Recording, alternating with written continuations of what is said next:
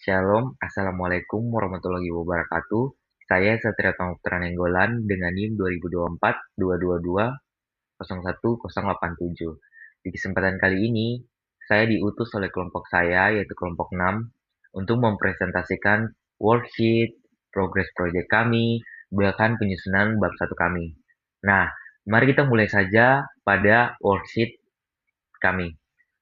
Nah, dalam worksheet ini, kita terdapat 5 poin diskusi. Kita masuk pada poin yang pertama. Judul apa sih yang diambil, masalah yang ada dan perlu diselesaikan, dan mengapa teknologi AI itu sangat dibutuhkan. Nah, judul yang kami ambil dan kami sepakati dalam kelompok kami yaitu digitalisasi penjadwalan proyek. Dan kita berpacu pada Gedung Pemerintahan Provinsi Papua Barat Daya. Nah, oke, kita mulai. Masalah apa sih yang ada? Nah, kita kan tahu bahwa Provinsi Papua Barat Daya itu adalah provinsi yang baru saja. Dan yang pasti gencar-gencar sekali dalam pembangunan, proyek konstruksi. Nah, tetapi sementara pasti memiliki kapasitas manajemen proyek. Karena daerah Provinsi Papua Barat Daya ini masih terbatas akan hal itu. Masalah yang kedua itu penjadwalan proyek konstruksi ini sering masih dilakukan dengan secara manual. Pasti banyak sekali atau rentan sekali terjadi human error atau bisa terjadi keterlambatan, bahkan kesalahpahaman, sehingga proyek itu atau konstruksi itu berjalan dengan lambat dan estimasi waktu yang cukup lama. Oke, kita masuk kenapa teknologi AI itu sangat dibutuhkan. Kenapa teknologi AI itu sangat dibutuhkan? Karena AI itu kita tahu bahwa AI itu bisa melakukan semuanya yang kita perlukan dan kita butuhkan. Nah, AI itu memungkinkan penjadwalan yang sangat adaptif, di mana bisa memprediksi keterlambatan lebih awal, mengoptimalkan alokasi sumber daya, dan bahkan memperbarui jadwal secara real time. Kita masuk pada poin yang kedua, identifikasi 3 jurnal yang relevan dengan topik. Oke, jurnal yang pertama yang kelompok saya sepakati dan diskusikan yaitu jurnal AI dan Construction Project dan juga Schedule Efisiensi, di mana ini ditulis oleh Umoruce pada tahun 2025. Dalam jurnal ini menunjukkan bahwa sistem berbasis AI dapat meningkatkan ketepatan jadwal. Dan juga kita masuk pada jurnal yang kedua. Jurnal yang kedua itu yaitu Current Trend in Planning and Schedule of Construction. Itu ditulis oleh Liu N. Kang, BG, dan Seng Ye pada tahun 2018. Di mana peneliti ini tuh penetapan AI dalam perencanaan dan penjadwalan konstruksi itu sangat penting. Dan juga yang terakhir yaitu jurnal yang ketiga, itu ditulis oleh Gauye ANTW Avari MF, ditulis pada tahun ini, tahun 2026, dengan judul Artificial Intelligence in Construction Project Management. Nah, pada penulis ini, dia menegaskan bahwa digitalisasi manajemen penjadwalan proyek itu sangat penting. Dan mereka sudah melakukan tinjauan literatur sistematis berbasis Prisma terhadap 390 artikel. Otomatis, jurnal-jurnal yang kita percayai atau kita uh, inspiratif, itu mereka sudah tulis di mana yang paling relevan dengan topik yang kita ambil dalam kelompok kami. Kemudian kita masuk pada poin yang ketiga. Poin yang ketiga itu metodologi apa sih yang digunakan, terus AI apa yang digunakan, data apa yang diambil, serta bagaimana atur analisisnya. Pada poin yang ketiga ini, kita mulai dari metodologi apa sih yang digunakan. Kita menggunakan metodologi pendekatan desain dan development research atau kuantitatif eksperimen, yaitu kita membangun prototype sistem, lalu menguji akurasi jadwal AI versus metode manual. seperti pada kurva S. Nah, tools AI yang kita gunakan itu bermacam-macam, mulai dari Claude AI, Gemini AI. Beberapa tools itu kita gunakan untuk kita mendapatkan data yang kita perlukan dan kita mendapatkan informasi dari beberapa sumber agar kita bisa mengisi data yang kita butuhkan di dalam project yang kita ambil. Nah, kita masuk pada poin yang keempat. Output konkret apa yang akan dihasilkan oleh proyek? Apakah bermanfaat bagi industri, bahkan masyarakat sekalipun pada Provinsi Papua Barat Daya. Nah, pertama yaitu konkret, output konkret. Yang pertama, prototype system atau dashboard penjadwalan proyek berbasis AI atau web atau aplikasi sederhana yang bisa memprediksi estimasi durasi. Jadi, kita bisa tahu kapan proyek konstruksi ini dapat diselesaikan dan juga manfaat bagi industri itu efisiensi biaya. Jadi, tidak terlalu makan banyak biaya dalam menjalankan proyek konstruksi tersebut. Nah, manfaat bagi masyarakat Provinsi Papua Barat Daya yaitu pembangunan fasilitasi pemerintahan atau kita tahu bahwa ada kantor gubernur, kantor dinas, itu dapat selesai dengan tepat waktu. Nah, pada poin yang kelima, identifikasi resiko dari proyek yang diambil dan apa rencana mitigasi pada setiap resiko yang akan dilalui. Nah, risiko yang pertama yang secara kita pikirkan, yang pertama yaitu data historis proyek terbatas dan tidak lengkap. Nah, rencana mitigasi yang mungkin akan kita lakukan yaitu kombinasikan data sekunder dengan wawancara kontraktor atau narasumber pada proyek konstruksi tersebut. Nah, yang kedua, akses ke data proyek pemerintahan itu harus memiliki izin. Jadi kayak dipersulit di izin mungkin. Nah, itu mitigasi yang mungkin kita dapat lakukan untuk mengurangi risiko tersebut, yaitu kita ajukan surat izin resmi lebih dulu ke Dinas PUPR, agar kita dapat mengambil data-data yang kita perlukan untuk proyek kita. Terus keterbatasan infrastruktur digital dan internet di lapangan proyek konstruksi tersebut. Nah, mitigasi yang dapat kita lakukan yaitu rancang sistem yang bisa tetap berjalan semi offline maupun online. Kemudian mode AI kurang akurat karena data terlalu kecil. Mitigasi yang mungkin kita lakukan dari kelompok kami, kita menggunakan model sederhana yang cocok untuk data kecil atau transfer learning dari studi kasus serupa di daerah lain. Kita bisa ambil dari provinsi lain agar kita mendapatkan data yang kita inginkan.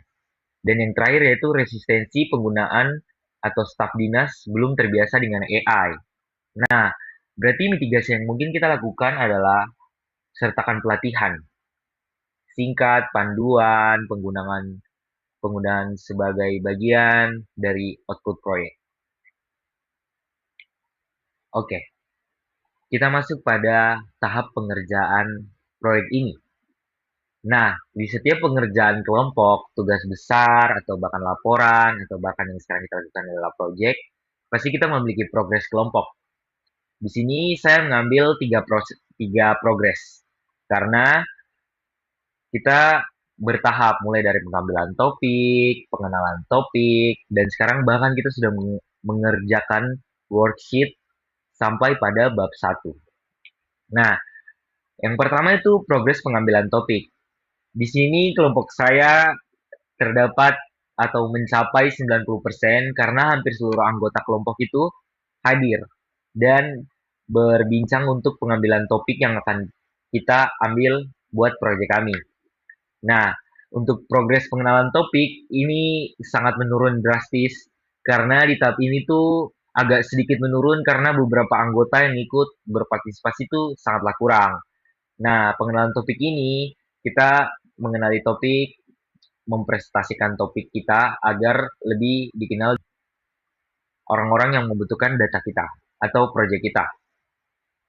Nah, yang terakhir adalah pengerjaan worksheet beserta bab satu dari proyek kita. Nah, ini sudah mulai meningkat karena mungkin sudah mulai berkomunikasi dan tahap ini anggota kelompok sudah mulai saling kerjasama. Kita saling bekerja sama, saling menukar pikiran, pokoknya sharing-sharing lah. Nah, kendala yang perlu kita perhatikan dalam kelompok kami yaitu kita sangat kurang berkomunikasi, di mana mungkin ada satu oknum atau satu orang atau satu anggota yang menanyakan progres dari proyek yang akan kita bawa, itu kita sangat kurang komunikasi. Karena grup kelompok kita di WA mungkin sepi. Yang kedua yaitu kendala yang perlu kita perhatikan yaitu kurang mengimprove wawasan yang ada. Jadi setiap anggota kelompok kami itu menyimpan setiap wawasan yang mereka punya. Jadi kita tuh sangat terbatas dan kurang improve wawasan yang ada pada kita.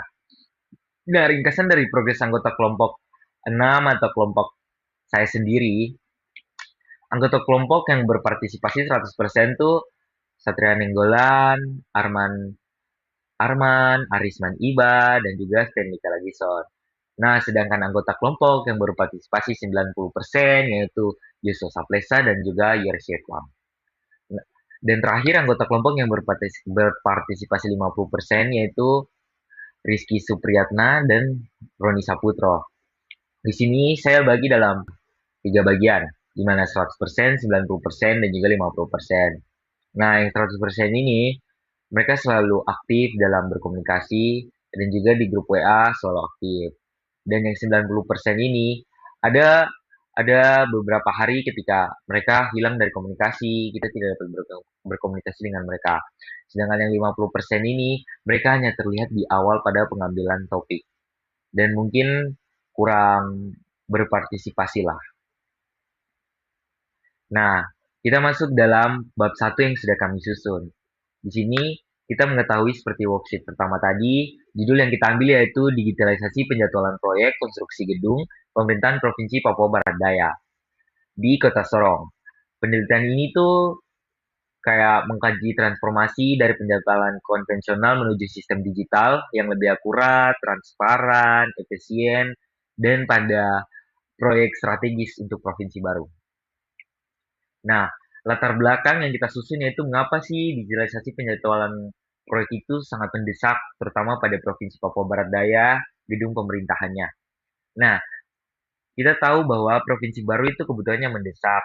Seperti kita tahu pada Undang-Undang Dasar Nomor 29 Tahun 2022, gedung pemerintahan di Kota Sorong itu menjadi prioritas strategis yang harus selesai tepat waktu, mutu, dan biayanya terjangkau. Nah, dua metode konvensional yang bermasalah, di mana kita menyusun juga di dalam bab satu ini penjadwalan masih mengandalkan kurva S berbasis spreadsheet yang dicetak dan didistribusikan manual. Pembaruan lambat, risiko kesalahan tinggi, dan sulit dipantul real time.